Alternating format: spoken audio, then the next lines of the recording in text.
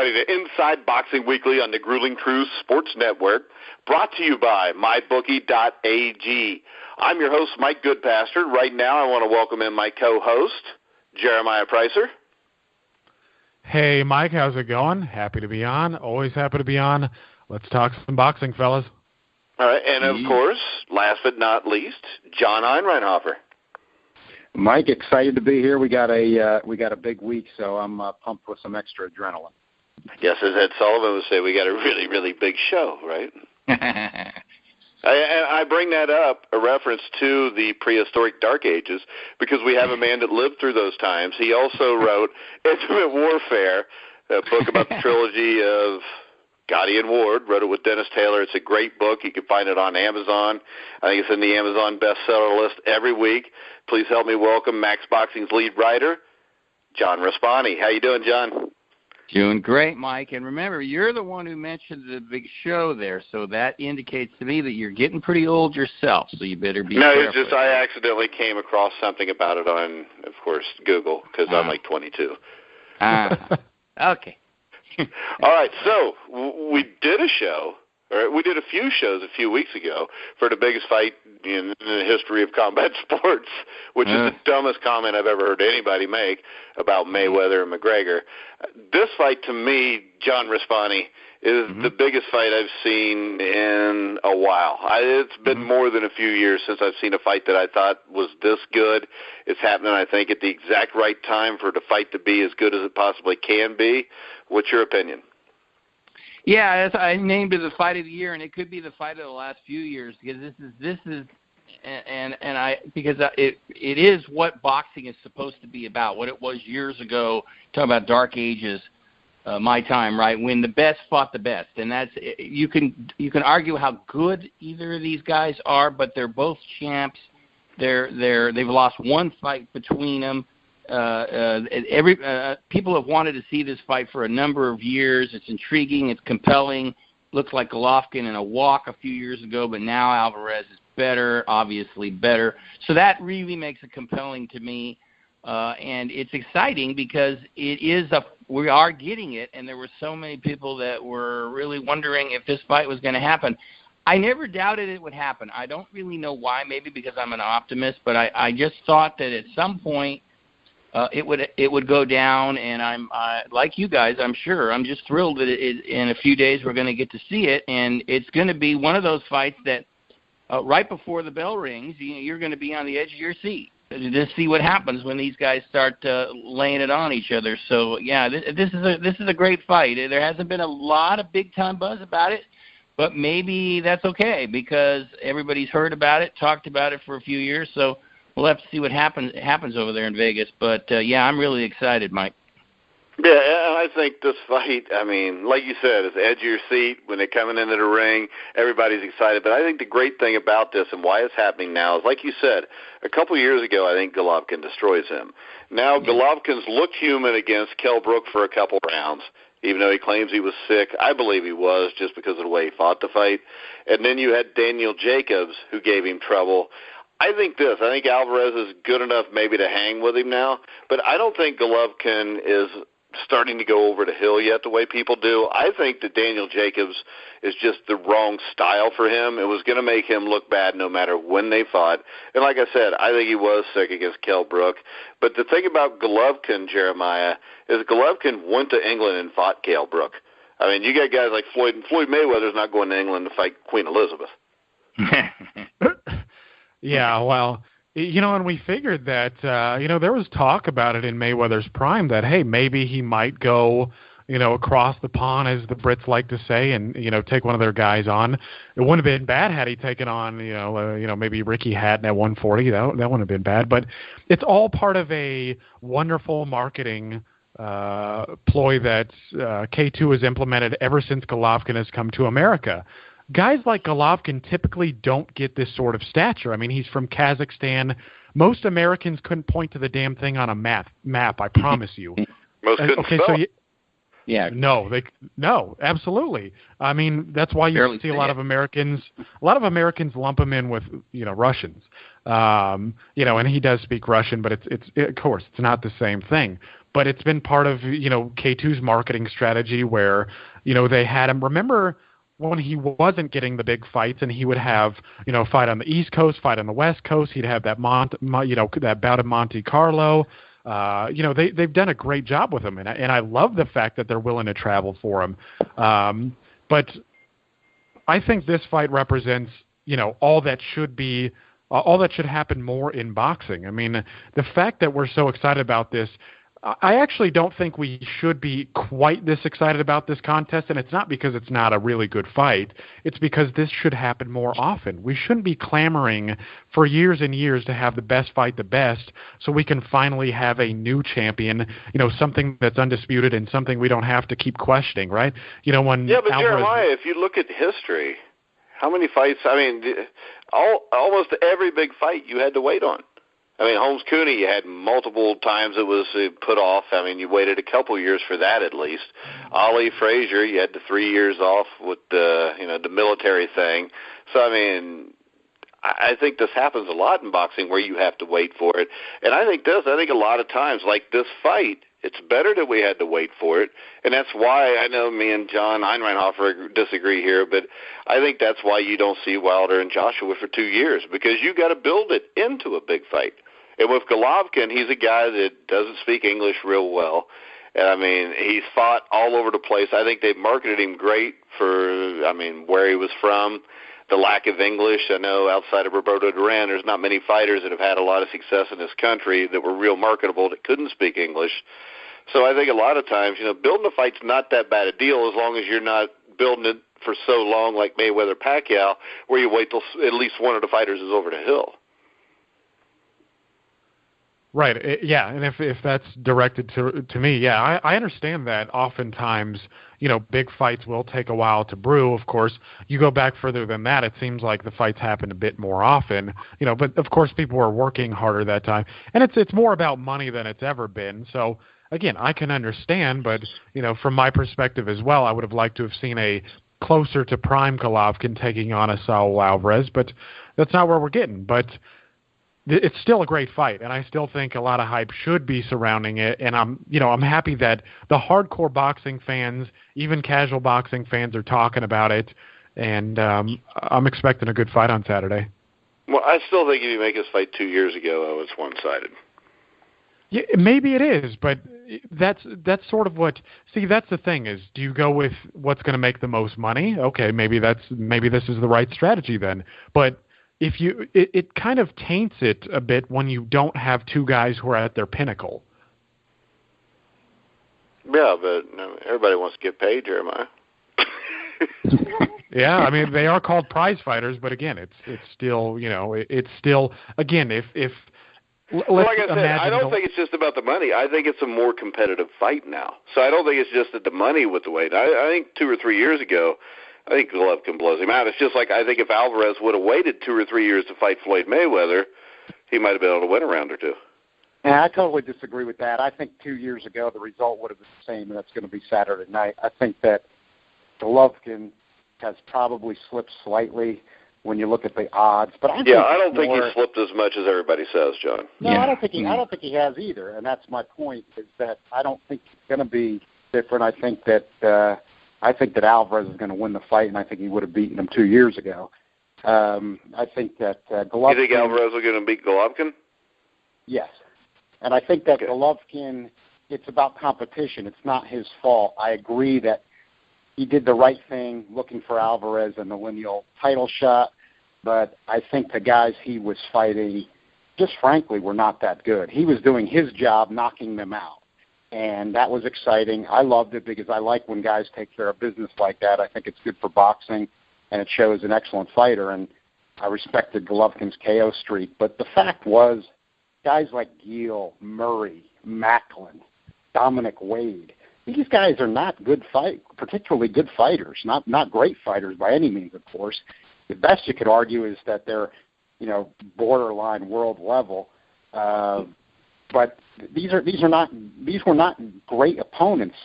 Canelo was in with guys like Trout. He's in with Mayweather. He's in with Lara. These are some of the most difficult guys to fight in the sport. He's still fought Cotto since then. Again, it's not Golovkin's fault necessarily with the way business is done, who he could get into the ring, but the fact is the competition wasn't that great. Golovkin's never beaten a true champion in the ring yet, and he's 35 years old. And again, I respect what he's done. I respect the knockout streak. He's a good, maybe great fighter, but and I think it's a very tough fight for Canelo. 2 years ago, I think it maybe is slightly easier now, but it's still a very tough fight. But I think he has the attributes to beat Golovkin. All right, John Raspanti.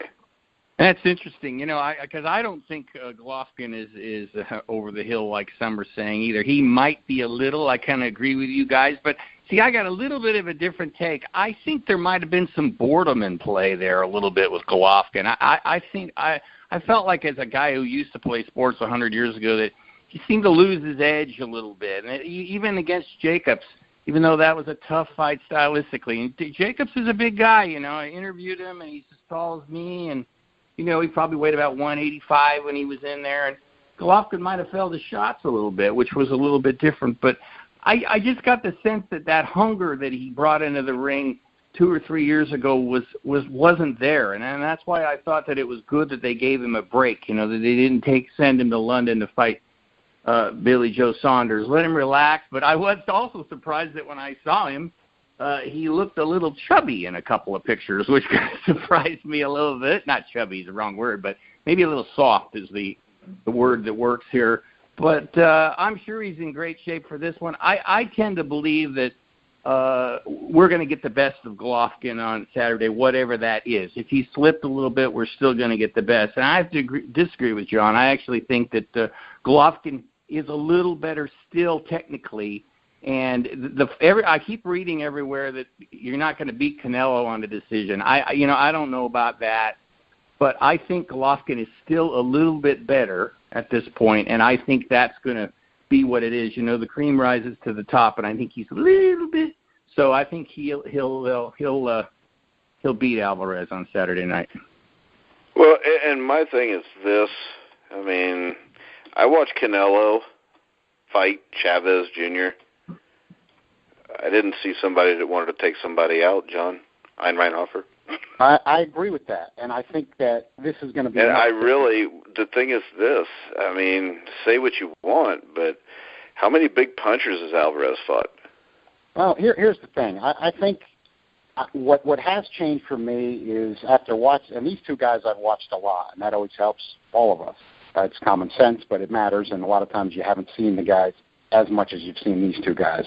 I think that 2 years ago, we were looking at this maybe being like a sort of a Hagler-Hearns-esque type of fight with Golovkin, plowing forward, kind of like in a style of a Chavez Sr. and Canelo counterpunching and trying to hold him off as he's being pressed and maybe having to fire back like he did against Kirkland. Not saying, of course, by any means that Golovkin is Kirkland, but just in the style. But when I watched Golovkin against Lemieux and Jacobs, again, I think it's a competition thing.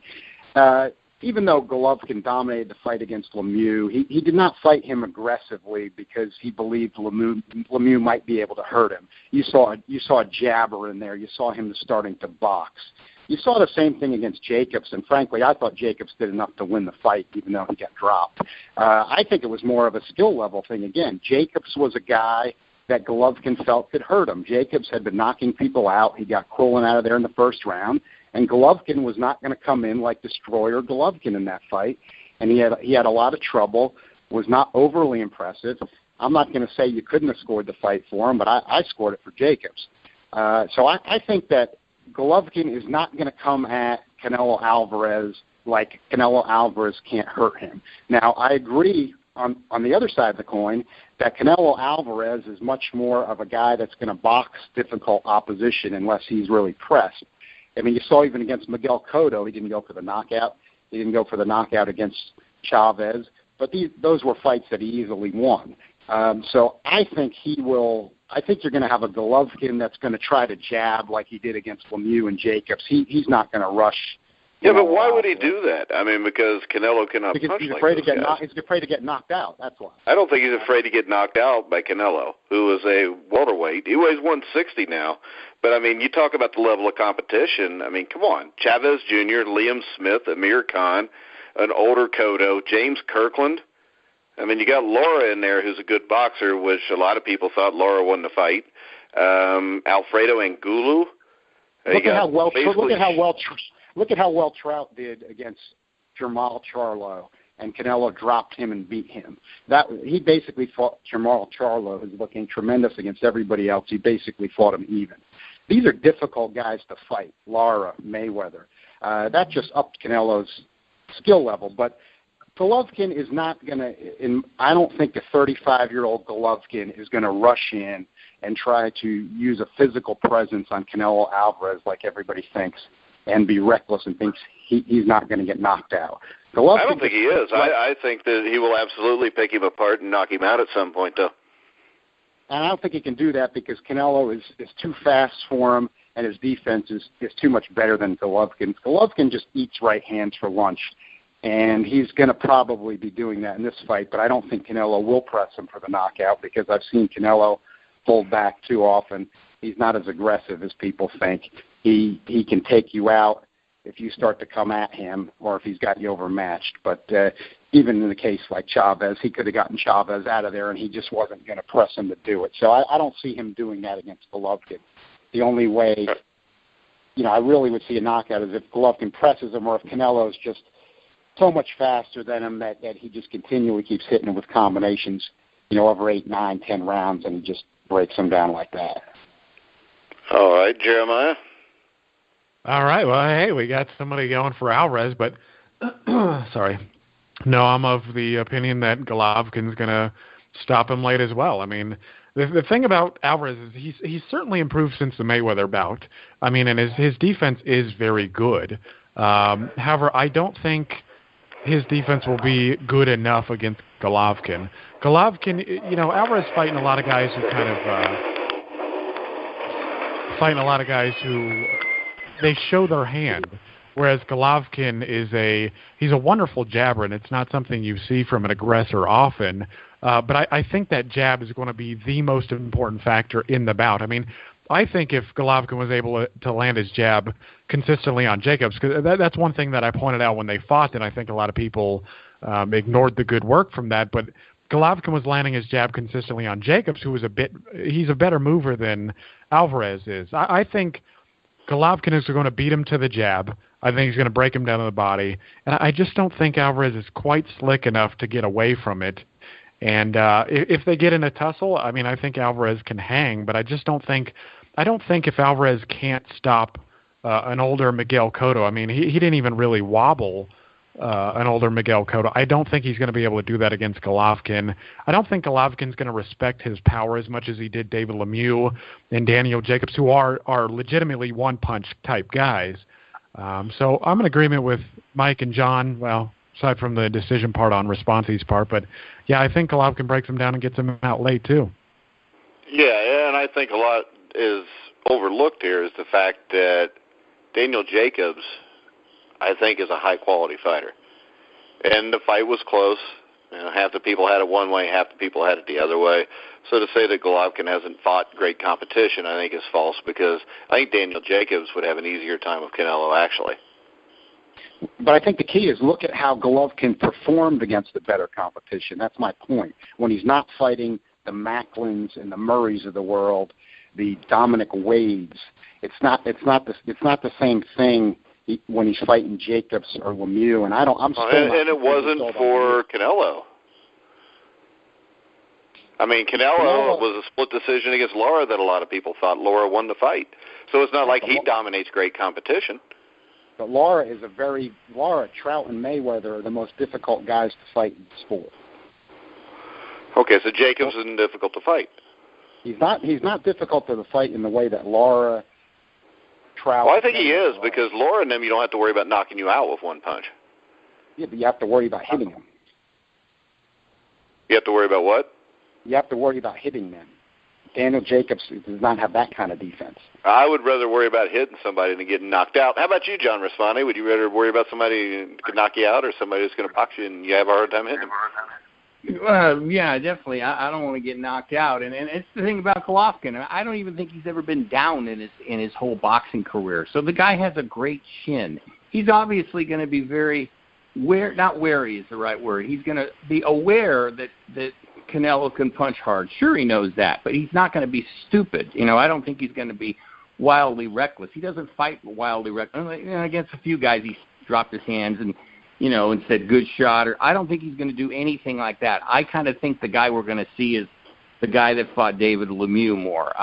That's what I'm thinking, and I must have misspoke. I think too that he's going to stop Alvarez late. I said that I didn't know if Golovkin could get a decision. That's what I keep hearing, but I think it's going to be a late thing. You know what I also believe is that body shots are going to be the key here. They both throw beautiful left hooks to the body, and there's been rumors a long time that Golovkin can't take it as well to the body.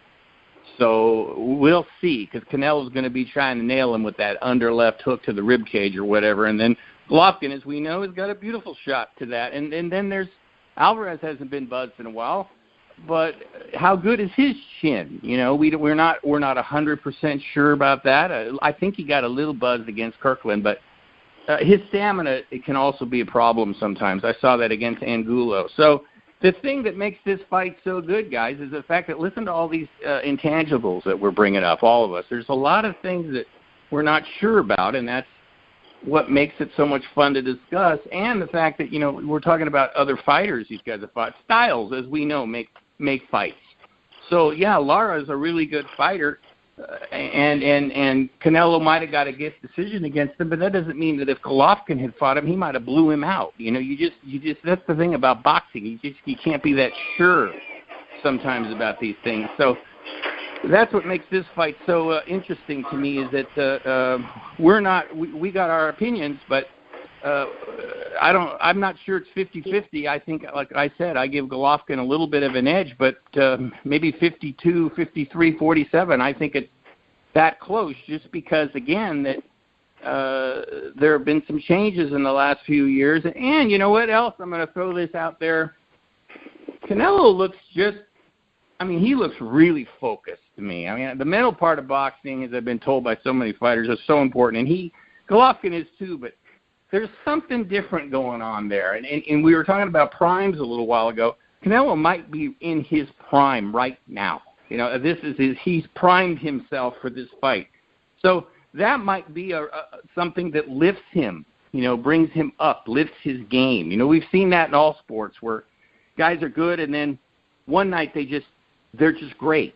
Bill Walton popped into my head with UCLA when he had that incredible game in college where he was like, what was he, like 10 out of 11? 21 for 22 against Memphis State in the 73 National Championship game. That's the one. See, so sometimes this kind of happens, and I'm going way out there on this, I know, but there's just something going on there with Canelo. I've never seen him so zeroed in, and he should be, obviously, because of who he's fighting, but there's something going on there's a little bit different, which brings another part into this fight that makes it so interesting. Yeah, and the other thing is this. You talked about the focus for Triple G. The one thing I noticed against Jacobs, and I remember just bringing it up to my son when I was watching the fight, when they were coming into the ring, he looked different. Yeah. If you know what I mean. Yeah. And he looked different during the fight. He didn't look like he was zeroed in. It was the same thing with Kell Brook. So the question is that age, or is that just being bored? He was lost his edge a little bit. Lost his edge perhaps a little bit, like I said. And he's got to get it back for this fight, because if he doesn't have it, he can lose. So but Jeremiah, it's hard to have that laser focus and then not have it for a couple of years and all of a sudden get it back too. True. Yeah, and I actually think that Abel Sanchez pointed this out. If you guys have seen the 24/7s, they're excellent. I mean, whoever writes the script for those things is really, really good. I love the ending dialogue that talking about the paradox of boxing, where it's man on man, but it takes another man to help you get through it and whatnot. It's wonderful. But Abel Sanchez he shed some light on that he doesn't talk about Kell Brook in particular, but he does talk about Golovkin and how in this training camp he's starting to get his smile again. He's smiling like he didn't before. So again, maybe it is one of those things where he did get bored, but of course it's hard to say until we actually see them in the ring.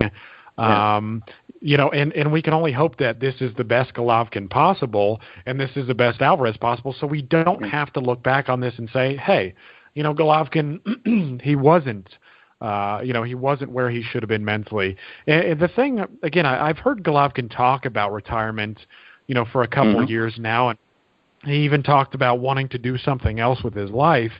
So I don't know if mentally he's been affected that way. Again, it's hard to say. I mean, humans are complex things, and all it really takes is one little thing to say, hey, I mean, a lot of these guys are making big money. They don't have to be taking punches for the rest of their life or, until they retire and, the onset of dementia settles in, but it's hard to say. Well, I think and that's what, to me, John Einreinhofer, I mean, that's why I wouldn't just say you're completely crazy for what you say, because I don't even know if it's past his prime or just a boredom, but I know that is something for an athlete that is hard to get back. And I also know this, almost any sport you watch, when a player starts talking about retirement, he's usually done, even if he continues to play. Yeah, I'll give one more theory that I am actually seeing, I think, possibly in this fight. Golovkin, the WBC to me never does anything good, but the one thing that they've done that I do find interesting is these 30-day weigh-ins, and I believe Golovkin was 170 pounds at the 30-day weigh-in when he was 163 for Dominic Wade. Now, that to me is a guy getting psyched out by the pressure. In other words, like Jeremiah said, human beings can be funny things. Sometimes you get to your big moment. It is your big opportunity. If the pressure becomes too much, you start to do things to sabotage yourself, to give yourself excuses. To me, Golovkin at 170 pounds at the 30-day weigh-in, 7 more pounds than he was for Dominic Wade, who was no threat whatsoever. And one thing I always gave Golovkin credit for is he was like Mayweather, Hopkins. One of the reasons he blew out the opposition and was so impressive, and really I respected it, was the guy was always in tremendous shape. He was never out of shape. But now he comes to the big moment. He's 170 pounds at the 30-day weigh-in. That, to me, is a case of pressure might be getting to a guy. Yeah, and I think it's the other thing that gives me a little pause is the fact that Triple G's never fought in a fight this big. But the other thing that gives me pause on the Canelo side is he has against Floyd Mayweather. And to me, I mean, he quit trying to win that fight by the time you get to the second half of the fight.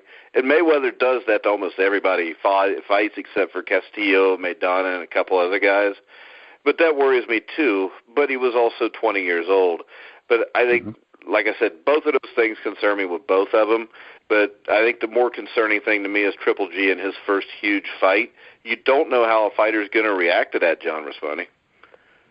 Yeah, and I think the weight difference might have been because he stepped away from training camp. I mean, this was a guy that was working almost like a Rocky Marciano, if you guys remember reading about or whatever, hearing about. Marciano would only take like a week off and then he'd go right back into training. And I believe that Golovkin took more than a week. He went with his family. He's got a young son and a wife, and he got away for a while. And that's what surprised me about when I saw him when he was soft. So the fact that he weighed 170 pounds did not surprise me because he had stepped away for a while. So he had to really work hard this time to get his weight back down, I think. And that also can be a little bit of a concern. Again, that's that edge thing or the desire.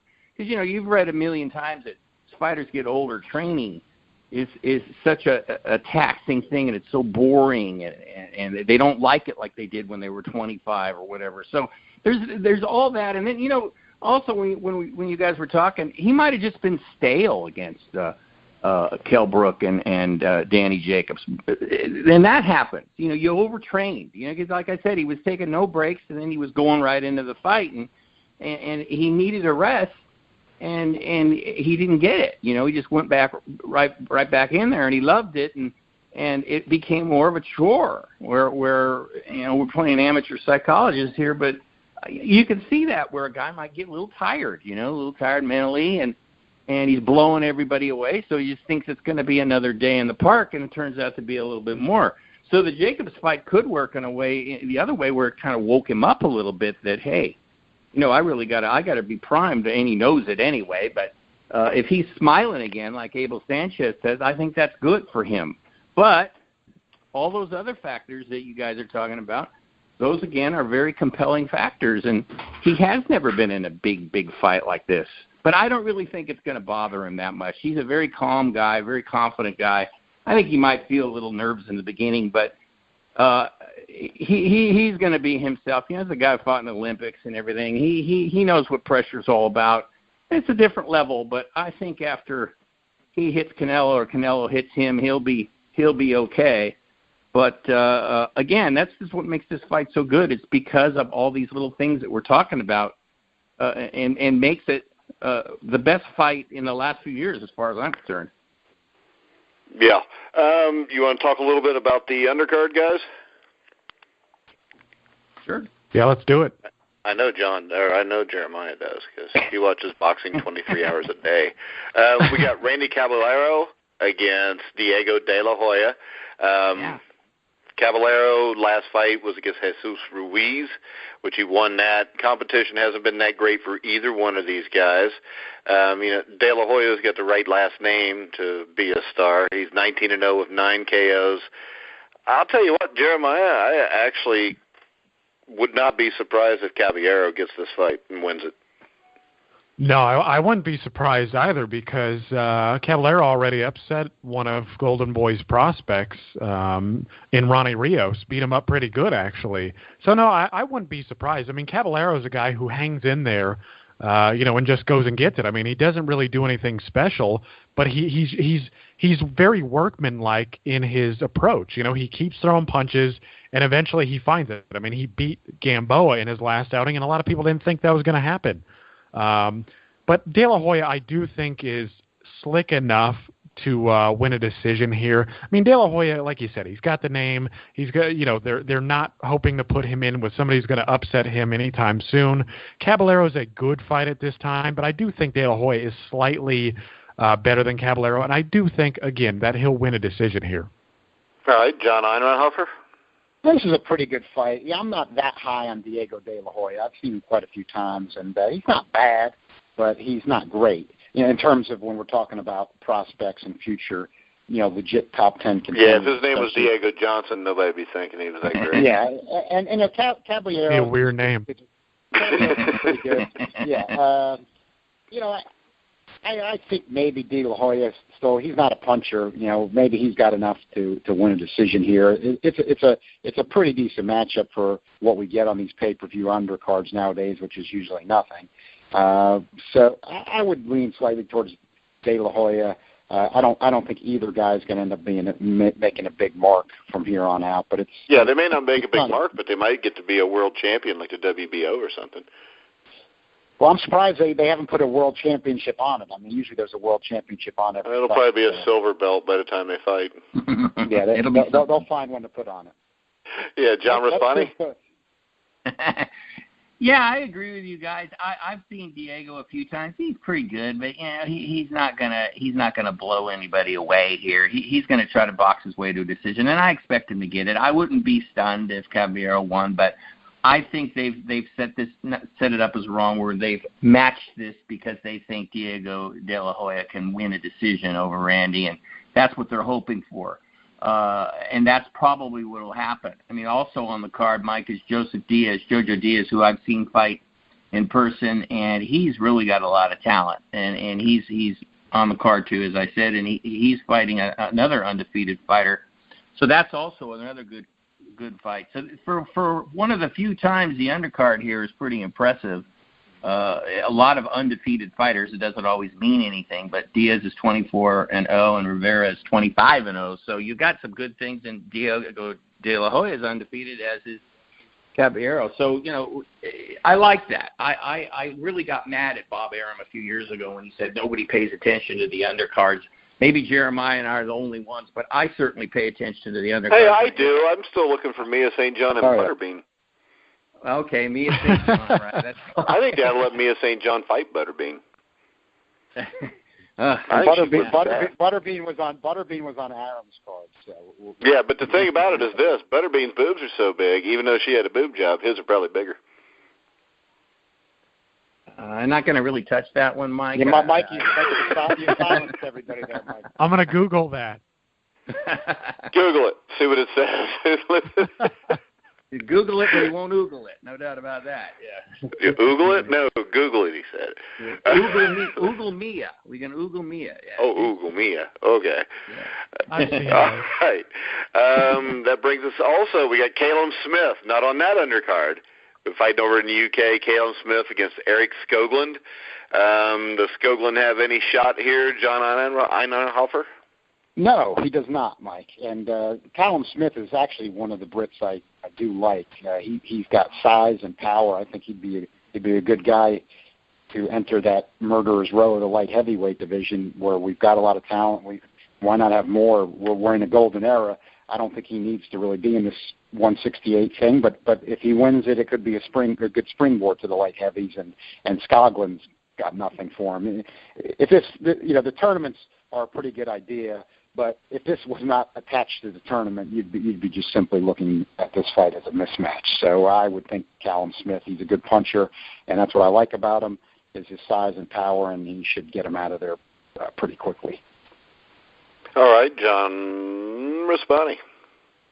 Yeah, I agree with John. Callum Smith's good. I mean, I've seen him fight a few times, and he got some talent, and he hits hard, and so I expect him to win, even though Skoglund's undefeated again. There we go with that record stuff. Callum's a better fighter, no doubt about it, from what I've seen, and he whooped who was it? Luke Blackledge in his last fight. Looked real impressive, so I expect him to win very convincingly. All right, Jeremiah. Yeah, count me in. I'm on board with that, obviously. Callum Smith, I like Callum Smith not only because I think he's the best, he might be the best British 168-pounder in the world. I think potentially he could beat James DeGale at the moment. I mean, DeGale really hasn't looked all that special in his last couple outings. But Smith comes from a boxing band of brothers. I mean, Stephan and I mean, he's got 4 brothers. He's part of 4 or 5 brothers who are boxers, and he's the best of the bunch. I mean, he fights a bit like them too, where he keeps his glove high, puts the earmuffs on, likes to go to the body. I just wish he would move his damn head more, but he's good enough to compete with the top guys, and he'll stop Skoglund here. All right, the last fight we're going to go over for the evening, we've got Willie Monroe Jr. against Billy Joe Saunders. I guess it's a blowout too, John or Jeremiah. What do you think? Yeah, it's for the middleweight championship. Yeah, this is certainly playing second fiddle to Golovkin and Alvarez. It's not a no, I don't. It's not in Billy Joe Saunders' house. It doesn't. No, that's about it. That's about it. And Willie Monroe's house. Yeah. Right. Willie Monroe's house doesn't even care. They know Daddy's getting his ass kicked. But go ahead. Well, and stylistically, I actually think this is a close competitive bout. I just think since it's in London, Saunders is getting the decision. That's kind of my thinking on this. I think that Willie Monroe performs pretty well, and it's a close fight, probably one that can go either way. But Saunders comes away with the decision because it's in London. But I'm hoping that Saunders can show up and look better than he has in the past because, after beating Eubank Jr. Yeah, I expected bigger things. I mean, he's a southpaw. He's got a lot of amateur experience. Defensively, he's pretty good. He's taken a number of guys zeros, and I was expecting more. And then after that fight, he's kind of teetered off, and he really hasn't done much. Nothing to get you excited about him taking on any of the top-level guys. But my thinking is Saunders gets a decision here, and hopefully, he would be a viable opponent for whoever wins this the Golovkin-Alvarez fight. All right, John Raspanti.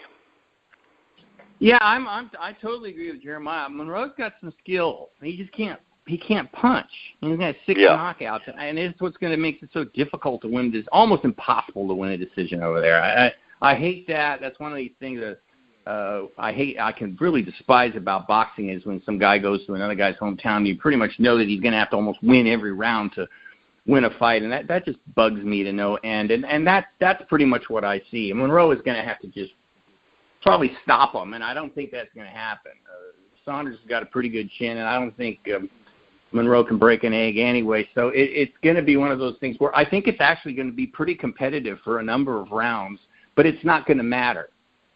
Saunders will win a decision, or he'll get some weird late stoppage or something. But you know, he's another guy that his discipline and his dedication is in question, because fight before this, I think when he went away from boxing for a while, he gained like 50 pounds from what I was reading. You know, he went from 160 to about 210. So, you know, from a middleweight to a heavyweight. So he needs to look good in this fight. I mean, the pressure is on him. He doesn't need to. Winning a close decision in London will not help his PR for the next one. He wants a big one. He's a big talker, so he's got to back it up a little bit here. But I think Monroe's going to give him some problems, but I just don't see how Willie can win this fight. It'll be the same thing, Saunders by unanimous decision, no matter how close it is. All right, John Einreinhofer. And what shocked me about this is when the fight was made, I just thought, you know, this is being set up for an easy win for Billy Joe Saunders, which was, of course, logical. You know, he's picking out Willie Monroe as the opponent, but the odds makers only have Saunders as the equivalent of barely a 2-1 favorite, and the fight's over in the UK. So this is a guy whose stock has dropped like a rock. He was lucky to get the decision against Andy Lee, even though he had the one good round when he knocked him down twice and didn't really do anything the rest of the fight. And he was fortunate there. Hasn't looked good since. So I guess the odds makers are taking that all into account and saying, you know, we just don't think this guy is as good as we thought he was. I like Jeremiah at one point. I thought, you know, guy, I wasn't that high on him, but I thought he's got amateur pedigree. He's got good hand speed. He is pretty solid defensively. Kind of a difficult guy to fight. You know, you did think he'd be doing more, but he's really dropping. And like John Raspanti said, he needs to look good. I mean, when you look at how much he's dropped, even in the eyes of the odds makers, he's got to do something. You would figure he's going to be able to win a decision here, but he's almost got to do more than that. And I think this is Exhibit A. You know, when we're laughing about it, but we should be, and I think it has to be really brought home. You know, for the Belts Matter people, the Belts Matter crowd, these guys are claiming this is a middleweight title fight on the same weekend as the best fight that can be made in boxing for the real lineal middleweight championship. Yeah, but everybody in England will think they've got the middleweight champion if Saunders wins. Yeah, it's just ridiculous. In other words, but overall, on the whole, for boxing, it's not good for boxing. You don't need it. It's ridiculous. Canelo Alvarez, to his credit, has rejected a WBC belt. It's not going to matter one bit that the WBC belt is not on the line when Golovkin fights Alvarez on Saturday night. Not one damn bit. And, you know, you've got the WBO claiming Saunders and Monroe is for a title. It's absurd. I mean, you know, so let's just recognize the one real champ per division as boxing fans, writers, fighters. You know, the promoters have their own interests, but I think if everybody can coalesce against who the true champion is, you know, we can get rid of some of this nonsense. All right, we're going to go ahead and wrap it up for tonight. I want to tell everybody Friday night we will have, the night before the fight, Golovkin-Canelo preview again with four-time world title contender Ruben Castillo, and it looks like his friend from Sanford and Son, Lamont, which would be Damon Wilson, will be on Talk Boxing also with us. Before we go, though, I want John Raspanti to tell everybody where you can find his work and all that good stuff. Oh, thank you, Mike. MaxBoxing.com. We're always trying to do something different. I got some articles. I got a guy from Australia by the name of Anthony Cox who's writing some good things. Very popular column that he's been writing pretty much every week. And I got another guy by the name of Alan Surf. And then I got Blake Chavez, who co-wrote that excellent biography on Jerry Quarry a few years ago. He does some features for me. So we're trying to do different stuff, be a little different than some of the other sites. But, you know, it's a struggle. So I'd ask whoever's listening out there or the big crowd that's listening out there to check us out at www.maxboxing.com. And, of course, the book that I co-wrote with Dennis Taylor. We're going to one book of the year from the West Coast Boxing Hall of Fame, Mike. So next month I'm going to be going to L.A. to accept award for that, and it still is. I pinched myself over that book. It was so much fun to write.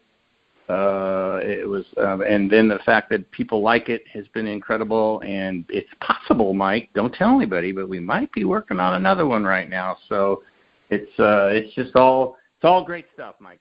You already told me about that. I've been telling people every week on the show all about it. Oh, okay. Well, so much for it being a secret. All right. I'm just kidding. I know. But I do want to highly recommend Intimate Warfare. Great book. The pictures in it are great. Anybody that knows me knows that I judge a book by the pictures.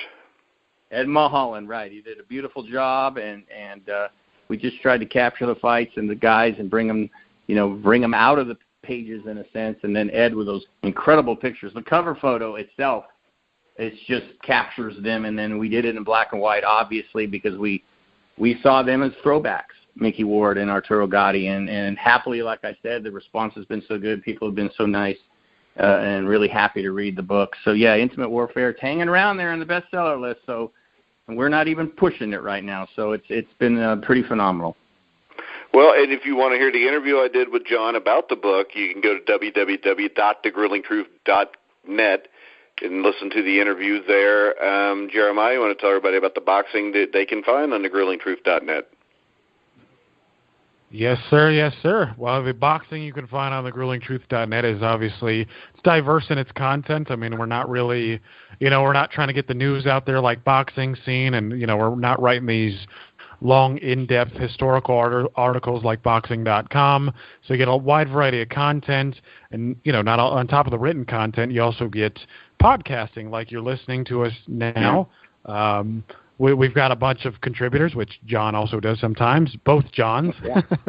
And we've got Christopher Benedict, who wrote a wonderful piece where he collaborated with Michael Nunn, who's a good friend of his, and Iran Barkley recently. I recommend doing that one. That one I had a lot of fun editing. Nice. All right, guys. John Einreinhofer, we can also catch. He writes the original 8 rankings, which, if you listen to John complain about the world champions all the time, he does that. He also does a weekly West Virginia Mountaineer show. No show this week because they're playing Delaware State, right, John? No show necessary this week with Delaware State. All right, Delaware State better not win that game. Then a show would be an extra show will be necessary if Delaware State. An extra show for you to bitch and complain about it. Right. So make it like my Bengals show then. I have about 70,000 guests on that. Also, I want to remind everybody every Sunday night the Ringside Boxing Show with Dennis Taylor, John Raspanti. You got a few other guys on there with you. You guys every Sunday night. You can also go check out some interviews they did that were great interviews with Ron Lyle, Bob Foster. Let's see, Chuck Wepner even with Liv Schreiber on the Chuck movie, which I finally got to watch, and that was a really good movie, John. Good. Yeah, good. And, Mike, we're going to have Randy Shields on this Sunday. Anybody who's old, again, that remembers boxing from the 70s, Randy fought just about everybody, and he's a funny guy. So we expect Randy to just be great this Sunday, so we're all excited. Randy was one of my favorites. Yeah, he fought Cuevas and Leonard, I believe, right? Yeah. Yeah, Randy Shields, Pete Ranzani. I like those guys. Yeah, trying to get Pete Ranzani too, and that he might be on the Grueling Truth pretty soon himself. So we're trying to get him. All right, sounds good. So everybody, I want to remind you to check out our sponsors: MyBookie.ag, Power Plus Mouth Guards, Replenishing Care Technologies, Gridiron Mo. Also, make sure you check out all of our other content. To give you an example, tonight we did a Cincinnati Bengals weekly show with Joe Kelly, former Bengal player. We got Dexter Carter does a 49ers show. Tony Hunter does a Notre Dame show. We got about everything you could possibly want. You can hear all of our shows on iHeartRadio, iTunes, Google Music, Spreaker, Stitcher, TuneIn. Anywhere you find sports podcasts, you'll find The Grueling Truth. So for John Raspanti, John Einreinhofer, Jeremiah Preisser, I'm Mike Goodpaster. You've been listening to The Grueling Truth, where the legends speak.